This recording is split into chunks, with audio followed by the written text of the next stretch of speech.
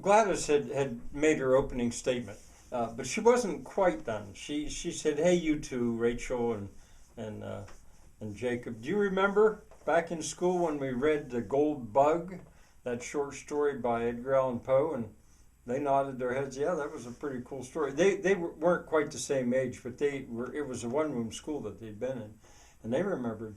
And Gladys says, well, in a way, what we've got here is something like that. Do you remember how he had to figure out that message? And she said, yeah. And at that, Edgy mumbled, yeah, I read that too. I remember that. So she was going to sit down, and but before she did, there was that thumping on the table over there by Barbara. Barbara's banging her right hand. Remember, her left hand had that stroke. She had something to say, and her daughter leaned over, and she said, "Now, before I go on, here's that list, and that everybody had. The piece of paper had those words on it, and they were handed around, and people were looking at this list. And you've got it. If you just look in the description of this video, I put the list there so you can look yourself. Well, Barbara, she really wanted to get her part in that she thought people might not know right away, and Barbie explained that her mother, Barbara, had said that atrium and ventricle, they were two chambers in the heart, and a heart's a pump. So there's three words that could maybe be put together. And she knew a lot about hearts because of her age and her health problems. So that was of some interest. Now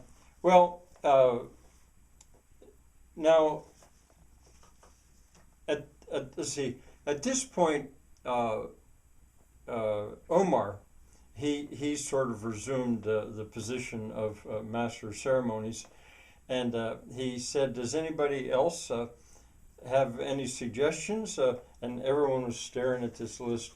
But before long, ideas started to come out real quick from various people.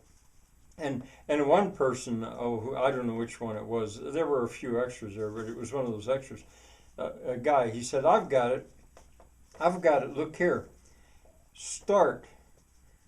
They will build it. Start. They will build it. There you go. I solved it. Well, of course, that's fine. You found 4 words that go together. But what about all the rest of these? People were more polite than that. Although some said, we'll build what? That's fine, but who's they? Is it folk? And what are they going to build? Are they going to build a hut, a key, a pump, a trestle, a pergola, a disguise, a pallet? Are they going to build a school? And the guy, he was a little bit crestfallen, but other ideas kept coming in pretty fast at this point. Now,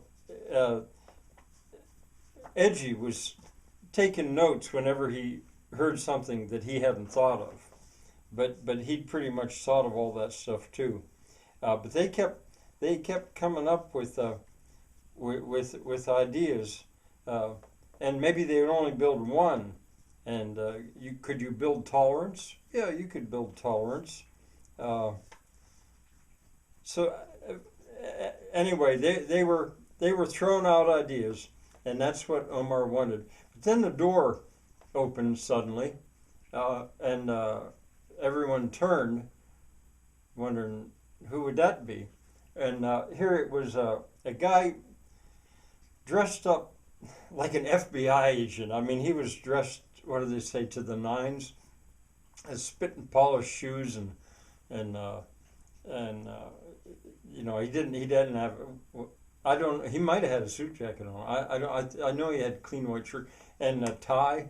And Omar stopped suddenly. He said, "Duke, boy, you clean up good. And Duke, it was Duke, and Duke said, well, I can. You see, I'm a double agent. You think of me as your right hand man building all this stuff. I know you do, and you always see me dirty with my tools and stuff, but I can clean up. You see, I'm actually an FBI agent on the side, which of course was bullshit. But or was it? You know, as it was his kind of joke. You'll get to know Duke a little later, but anyway, you'll get to know a little bit more about him a little bit later. But so he was added to the party, and he came over and he says, "Here I am, Duke O'Bor, Irish name. My mother, ancestors came from some place called Bor in Ireland, I guess. Middle name. Actually, my name is Duke O'Bor Ludd. Duke O'Bor Ludd."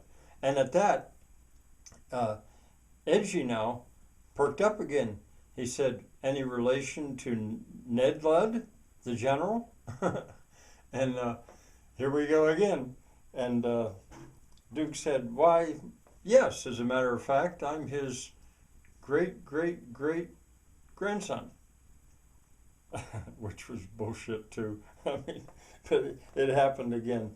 But anyway, he was added to the party, and now they went back to that. That slowed things up a little bit, and some people had a little more time to think, and they kept studying this list, and some pretty wild things came out.